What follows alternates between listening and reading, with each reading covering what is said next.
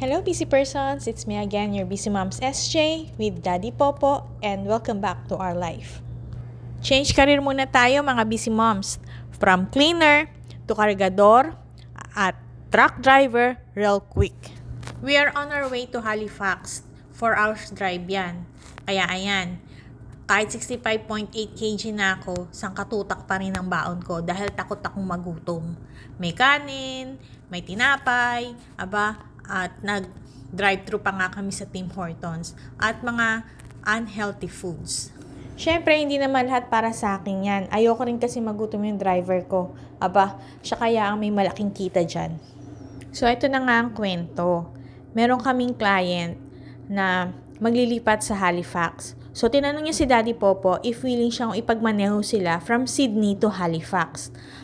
Syempre, sino bang tatanggi? Mukhang pera ata kami mag-asawa. Ay, ako lang pala ang mukhang pera. Sabi ko, grab na. Kahit hindi pa pumapayag si Daddy Popo, oo agad. At dahil nga mahal na mahal ako ng asawa ko at alam niya magiging masaya ako kapag marami siyang perang naibigay sa akin, pati pagkakargador, pinatos na rin niya. Around 2:30, umalis na rin kami. Naiwan na si Ken para tapusin yung pag-unload ng mga gamit.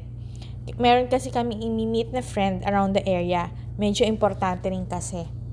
O diba, ang pogi ni Daddy Popo, pormadong-pormado. Hindi rin talaga papatalo kahit nagkargador pa yan. After namin makipagtsikahan sa aming friend, binalikan na namin si Barbie at si Ken. At syempre, hindi masaya ang road trip kapag walang kantahan. Akin ka na lang! Akin ka na lang! Masaya lang po talaga ako that time. Ikaw ba naman? Ang laki-laki ng binayad kay Daddy Popo. Plus, meron pa kaming hotel accommodation, gas pabalik ng Badek, food allowance, at iba pa yung pera na binigay nila para kay Ken. At partida, from night shift duty, diretso sa lipat bahay, buhay na buhay pa ang katawang lupa ko at ang aking kaluluwa. At dahil nagutom ang mga boys at napagod, i-treat natin sila.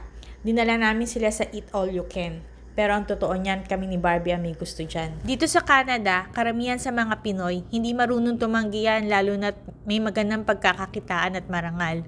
Hindi lang naman si Daddy at si Ken ang nagbuhat kanina, tumulong rin kami ni Barbie. Nakita niyo ba, kung todo makeup yung anak ko, pero nagkargador yan. Yun lang. Bye!